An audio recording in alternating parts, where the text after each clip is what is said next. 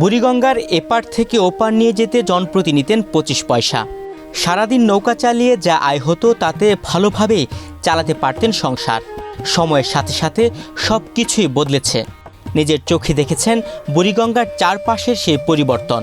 এক সময় যে নদীর পানি ছিল কাচের মতো স্বচ্ছ, সেখানে এখন আলকাতরার মতো কালো পানিতে উৎকট দুর্গন্ধ। ওই সময় আমরা পারাবার করতাম যাত্রী 25 পয়সা করে।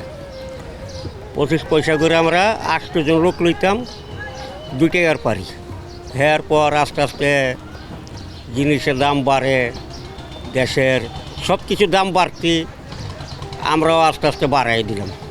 ওই সময় আমি ঘর ভাড়া দিতাম 80 টাকা মাসে। 80 টাকা ঘর ভাড়া দিতাম। বর্তমানে ঘর ভাড়া মনে করেন 9,000 টাকা।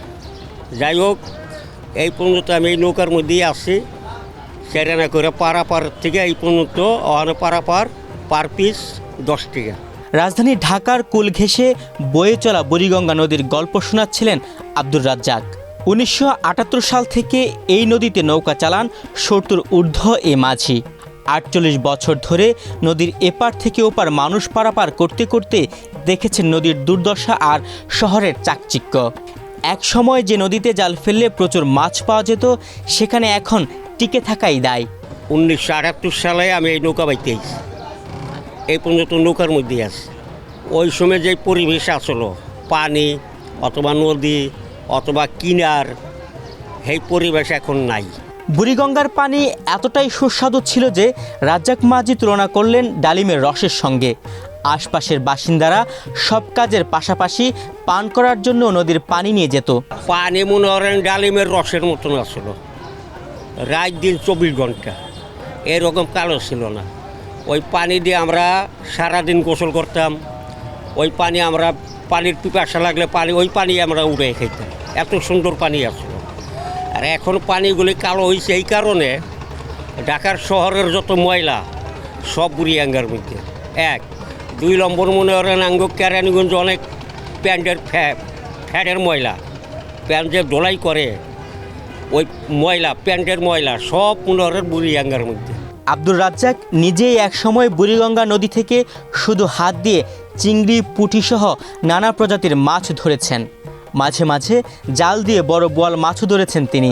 জাল দিয়েও ধরছি, জাকি জাল, তারপরে এমনি যে খেওয়া জাল, ওই জাল দিয়েও মাছ ধরছি।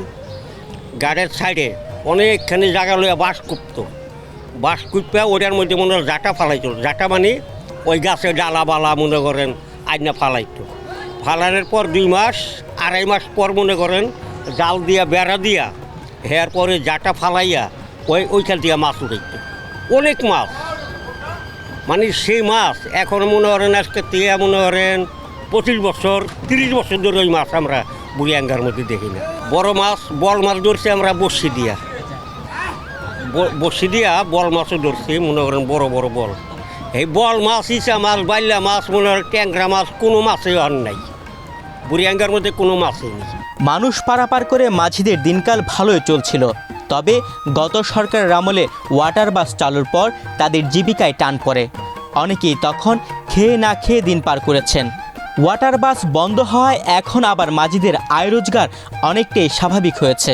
19, 20, 21, 22, 23 এই 5 বছর মনে করেন আমাকে মনে করেন খুবই একটা ভয়াবহকার গেছে আর কি। তখন মনে করেন এই যে আমরা মাঝিরা মনে করেন সুদের টাকা লইয়া, কিস্তি লইয়া, ওই লাভের টাকা লইয়া এরকম করে মনে করেন প্রত্যেক মাঝে আমরা দেনা হয়ে গেছিলাম মনে করেন এইভাবে চলছি, আল্লাহ চালাইছে। তাই ওয়াটার বাস যাওয়ার পরে আমরা মনে করেন আল্লাহ খুব একটা সুখে শান্তিতে রাখছে। কাজকাম করে বাচ্চা কাচ্চা লইয়া ডাইল ভাত খাইয়া চলতে পারি। জীবনের শেষ প্রান্তে এসে মাঝি আব্দুর রাজ্জাকের দাবি, বুড়িগঙ্গায় আর কখনো ওয়াটার বাস চালু করে যেন তার মতো মাঝিদের জীবিকার পথ বন্ধ করা না হয়। তুহিন ভুইয়া, বাংলাদেশ প্রতিদিন।